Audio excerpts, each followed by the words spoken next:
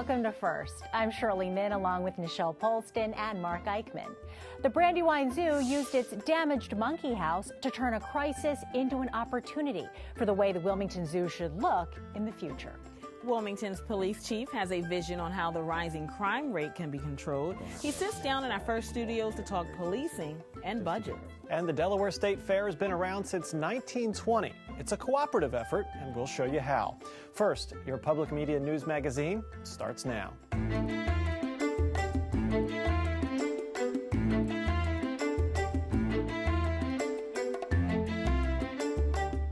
Red pandas and bald eagles are the newest additions to the Brandywine Zoo. And did I mention the monkeys are coming back later this summer? All of these changes underscore the announcement of a multi-million-dollar plan to enhance what the zoo has to offer without sacrificing its charm. We'll show you what's in store in this week's First Look.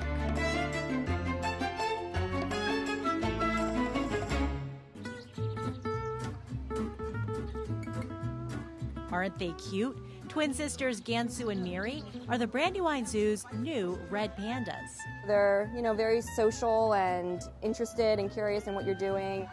Animal keepers Leah Newman and Laura Martin have already bonded with the girls. These guys are very exciting animals to have. We've never had red pandas at the Brandywine Zoo before, and I think they're going to be a pretty big attraction for us. On average, 80,000 people visit the zoo each year. But Zoo Director Gene Peacock says the zoo has seen a 20% increase in visitors in the first 6 months of 2014. We just decided to look at ways to boost attendance, bring more people in, and really get the zoo in the spotlight. And one of the ways to do that is to bring in new exhibits. Construction on a new home for the zoo's displaced monkeys is underway for a homecoming later this summer. That, coupled with the red pandas and the zoo's new bald eagles, Peacock says, is expected to drive up attendance into the six-figure range. But the new exhibits are just the tip of the iceberg. They mark the beginning of a massive sea change here at Delaware's only zoo. What all of us on the zoo team want to do is try and make the Brandywine Zoo the best small zoo in America. And we have reason to believe we could do that. Bill Montgomery is the executive director of the Delaware Zoological Society, which manages the state-owned zoo. Rather than the current way of walk in the zoo, walk to the back, walk back out, one way in, one way out, we'd like somewhere down the road here to have a loop system where you come maybe in down on this level, go up the hill, go across the top. Taking advantage of the zoo's untapped vertical space without having to expand beyond its current footprint. The new design is all part of the zoo's master plan, which was completed in 2007. But then the economy tanked, and the plan was put on the back burner until last summer, when a huge tree fell on top of the monkey house, destroying it. The tree destroying the monkey house kind of pushed our hand that we had to act even on a larger scale. That's when the zoo decided to speed up the master plan's original timeline. Long range, the plan calls for creating 4 environments, or biomes: wetlands, drylands, tropical forests, and temperate forests. An 8,000 square foot rainforest with plenty of room up would be the first of those biomes to be built. Though we're on the banks of the Brandywine here, it'll take you to the banks of the Amazon.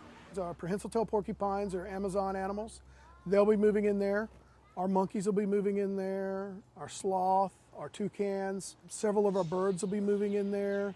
We've got a thatched roof hut basically built in that you'll see along the Amazon in South America, and that will become an education station. So everything will have a purpose, but what we really want people to feel they're there. And we're also going to have what I call a crow's nest that you can walk out to and be right in the middle of the exhibit, and birds flying around you and everything else. This immersive exhibit, however, comes with a hefty $10 million price tag. Montgomery hopes to launch the capital campaign before the year's out. In the meantime, he says he's talking to foundations, corporations, and wealthy individuals. We need the state's support. Bonneville Committee will be very important to us over the next couple of years. We'd really like to do a call for action to our main clientele, which is young children. Maybe a buck donated here or there, giving the kids a sense of ownership over the zoo. So the rainforest is sort of the key in the redevelopment and design of the new Brandywine Zoo. It will serve as an attraction to bring people in and be the catalyst to expand and eventually double the size of the zoo over the next decade. Best case scenario, groundbreaking on the rainforest is still a couple of years away, with construction expected to take another couple years. Once complete, though, Zoo Director Gene Peacock says the zoo will be able to bring in some other exciting animals, like a jaguar, as well as give it a year-round presence. So during the slow winter months, Mark, you can warm up in the rainforest. And can we just talk about how great it is to have a zoo director whose last name is Peacock? I know, born for the job. Perfect, just absolutely perfect. So Shirley, what happens with the damaged monkey house? What's the status of that? Well, I'm being told it has to be demolished, but several options like a new education building are being considered for the site. Now, bringing in all of the animals and exhibits within the zoo's fence line, that does comply with modern zoo accreditation standards. Which is something I'm sure they want to get done. And there's also plans for an update on the aviary. Construction is supposed to begin this fall to extend that existing bridge over by the otters, and that will be extended into an elevated viewing area that will also improve the view of the eagle exhibit. The changes also make the back part of that zoo wheelchair accessible. Which is important as well. Shirley, thanks so much. Continued coverage can always be found at newsworks.org/Delaware. Now let's head over to Nichelle. Thanks, Mark. If you plan on going to the zoo this summer, you definitely should plan on wearing a hat. So let's bring in WHYY senior health writer Tanya English, and she has the perfect hat for some people. How's your summer going? Very well, thank you. So my last assignment took me to Rehoboth Beach. And after spending some time in the sun, I'm taking some fashion advice from Delaware doctors and health officials. It's something that applies to the beach, the zoo, or just going outside to cut the grass.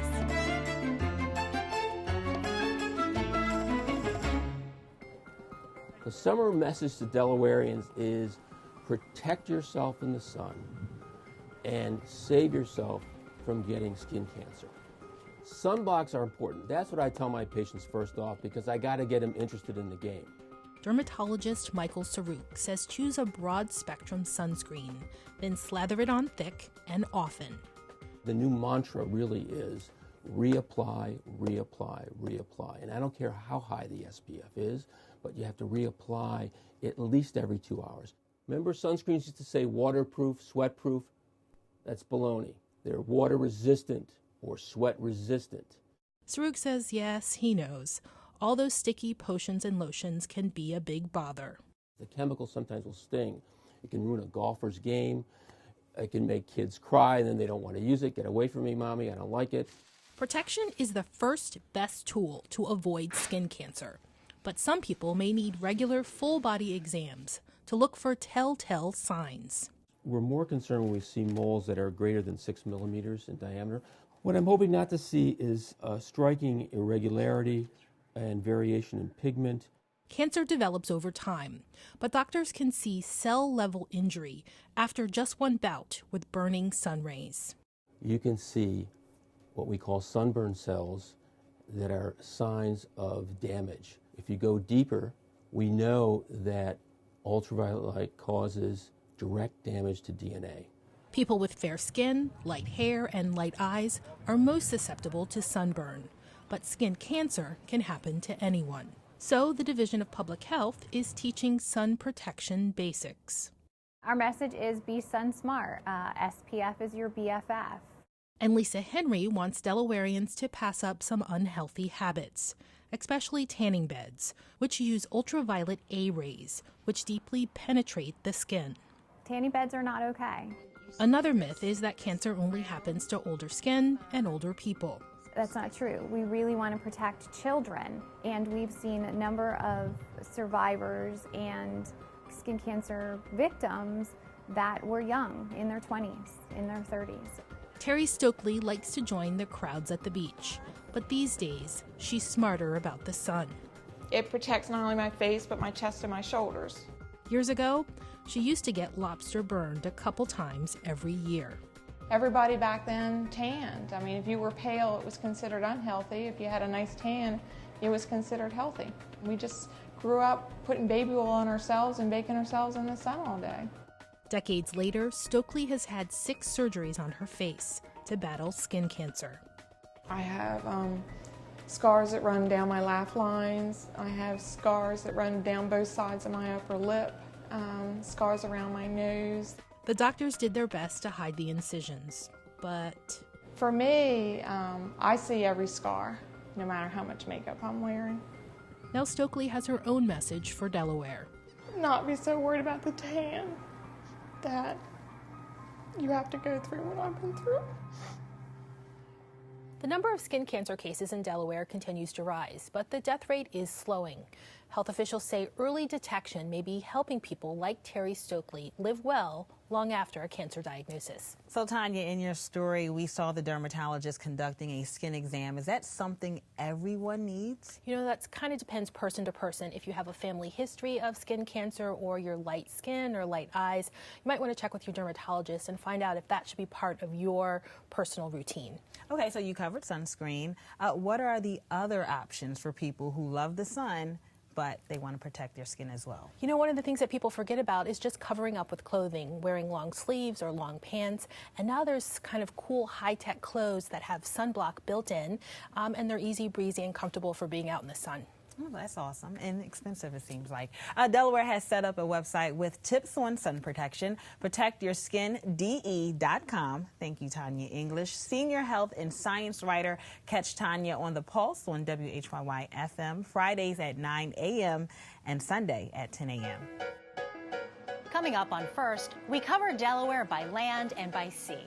The state fair is a connection between today and our agricultural roots. And the lighthouse at Lewis has survived a lot of storms, but it couldn't handle Sandy. Our first experience will explain. The weather cooperated this week in Harrington at the Delaware State Fair. Today, we might think of it as a big carnival and a venue for music acts, but there's an agricultural history to the fair that makes it quite unique to the state.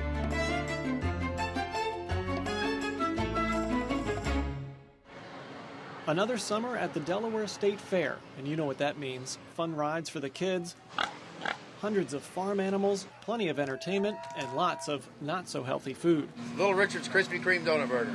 Every summer, more than 200,000 head to Harrington for the Delaware State Fair, and this year, there's extra reason to celebrate. 2014 marks the 95th annual State Fair, but one group that helps coordinate the fair goes back even farther than that. We're really excited to celebrate this 100 years. The Delaware Cooperative Extension was created as part of a nationwide system in 1914 with a mission to take university-level research and resources to the public. It started with agriculture, and cooperative extension over the 100 years has had a major part in the education and training and learning and transformation that has happened in agriculture. Michelle Rogers heads up the Cooperative Extension Office at the University of Delaware. She's hoping the 100th anniversary will help introduce more people to the work of the Cooperative Extension. It's a wonderful opportunity to reach thousands of people with information in a public way, and this year as we celebrate our centennial to maybe make that more public. And what better way to reach people at the State Fair than with food? The U Dairy Creamery truck is selling a limited edition flavor of ice cream, Centennial Cherry, to celebrate the anniversary. There's also displays around the fair to help visitors learn more. But perhaps the best ambassadors of the Cooperative Extension's work are the kids who take part in the 4-H programs run by the Extension. The Fairgrounds Ice Arena has been transformed this week to display the work of 4-H'ers. From vegetables to science projects and, of course, the animals, the work of kids and teens in 4-H showcases the kind of outside-of-the-university education provided by Cooperative Extension. But the 4-H program is about more than just training future farmers. A lot of this is about life skill development, so it's teaching responsibility and being a good caretaker, teaching record-keeping skills, working with others as part of a team. It's a combination of learning about a science area and the life skill development that's so unique about 4-H. What 4-H means to me, it's basically my life. I've been in 4-H ever since I was 5, and it just makes you make new friendship and leadership skills. You grow a lot in 4-H. I joined 4-H because you get a lot out of 4-H. Leadership skills, communication skills.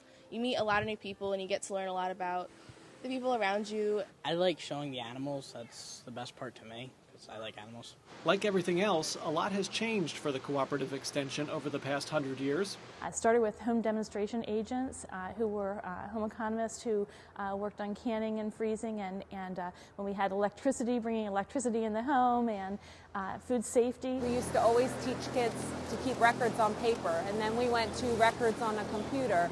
And this year I'm working on a project with some other folks like myself across the country to design a mobile app for iPhones and iPads to keep all of your records for your market animals. And whatever the next century brings, Delaware's Cooperative Extension plans to be there. We may do it in different ways with new technologies as they arrive, but we're very excited to be part of the next 100 years. Agriculture is still big business in the first state. Roughly 40% of the state's land is currently being farmed, with about 1/5 of that farmland permanently preserved for agriculture. In 2013, more than 45,000 Delaware students took part in 4-H. There's more of First coming up next. Thanks for making WHYY where you go to know. Your support allows us to deliver truly original programs for Pennsylvania, New Jersey, and Delaware. First, Delaware's only dedicated weekly news magazine. On canvas, on stage, and behind the curtain. Friday Arts. Discover the region's hidden arts treasures. Make a pledge of $100 and you can request a pair of round-trip walk-on tickets for the Cape May Lewis Ferry. Call 1-888-345-9499 or visit whyy.org/support.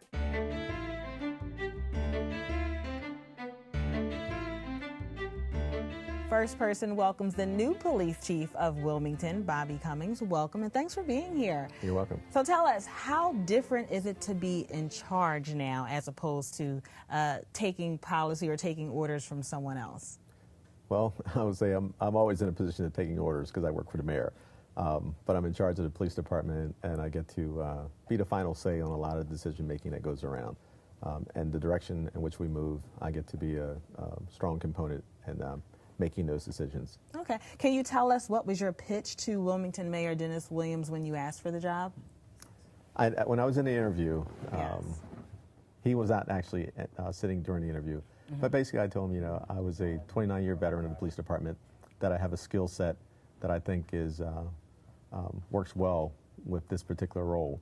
I was a graduate of the FBI National Academy, where I got to experience a lot of leadership techniques, along with officers that were from around the country and also outside of the country. So the networking capabilities that I gained there was excellent. I'd been in every division on the police department with the exception of our Office of Professional Standards. So I had a good inner working of the police department. And then in the community, I kind of was raised basically in the city because I was born in Georgia. So I lived in different areas of the city, so I was pretty familiar with what's going on. Well, safe to say you're definitely qualified for the job.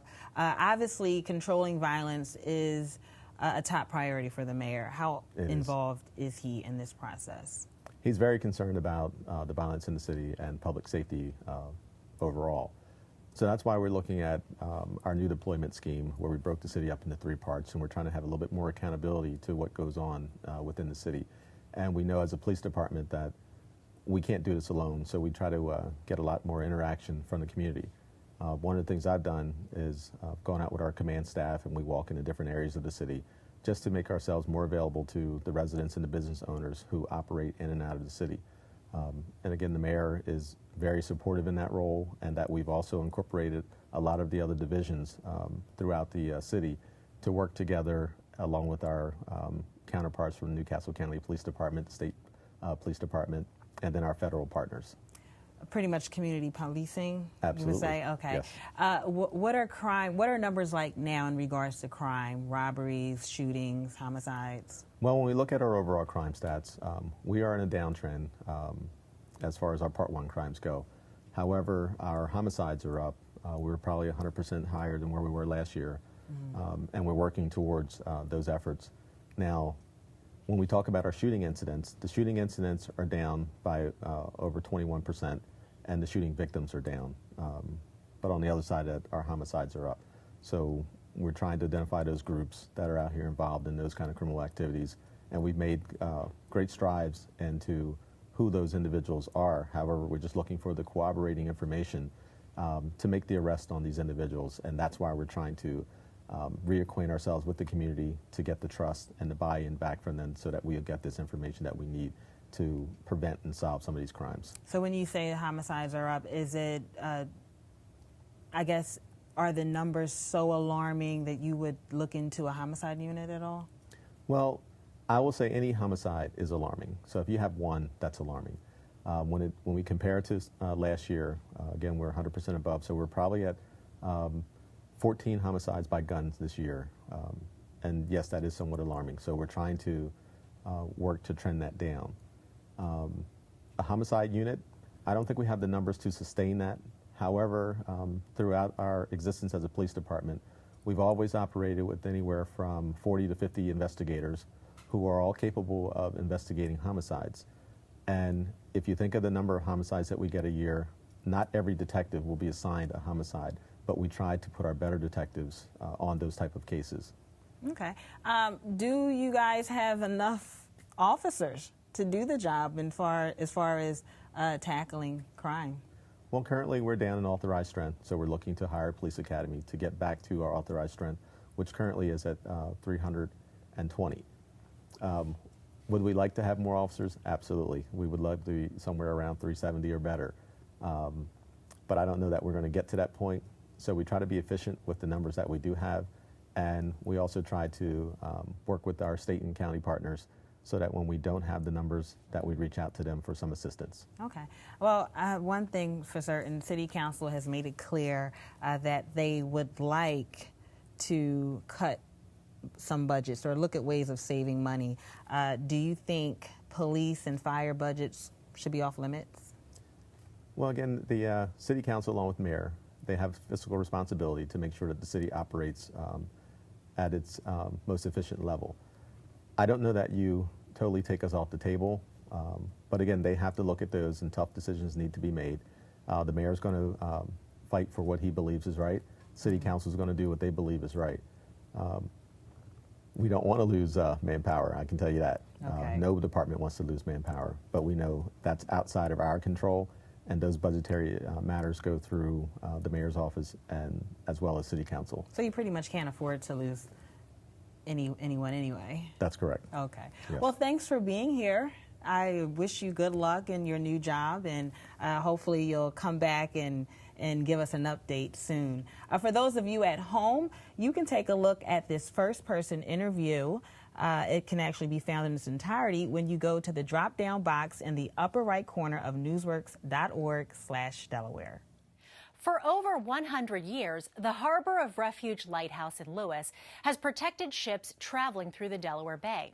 The light itself now needs help as some recent storms, including Hurricane Sandy, have taken a toll on the light and restoration efforts. This week, First Experience hits the water to get a look at the history of the light and the people who give their time to teach and preserve that history.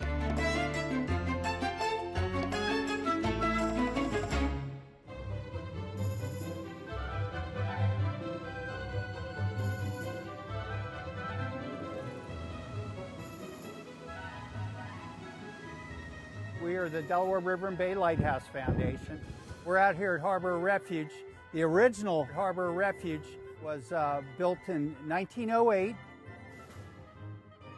and it went out of service in 1925. They made one flawed mistake when they built that light. They built it out of wood.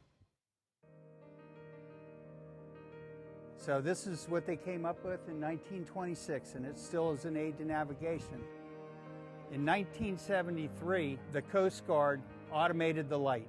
The foghorn runs 24/7. We gained ownership of Harbor Refuge in 2004. We ran tours from 2003 all the way up to 2009. We are a preservation group. Our main goal right now is to get our dock put back in place. Northeast storms in November of 2009, it knocked out our docking system. And then when Sandy hit us, it took out the rest of our docking system. Without our dock, our restoration is in a limbo. National Harbor Refuge was created because of all the commercial and military traffic that were going up and down the East Coast. In 1928, the federal government had two choices of where they were going to build these walls, and it came down to either Cape May or Lewis, and they chose Lewis because it's more of a natural harbor. Originally, when the lighthouse went into service in 1926, United States Lighthouse Service manned the lights all up and down the United States. My name is Jane Collins, and my grandfather was Thomas Moore, who was a keeper on the wooden lighthouse that was the harbor of refuge at one time. He was a farmer also, and he came out here at the end of the crop season and stayed for 6 months. And then he would go back in and farm. And at one point in time, he wanted to come home on a Christmas Eve. It was frozen, the bay was. And he walked in from the Harbor of Refuge Lighthouse on the ice to the Cape Henlopen Point and was picked up by his brother in a horse and buggy.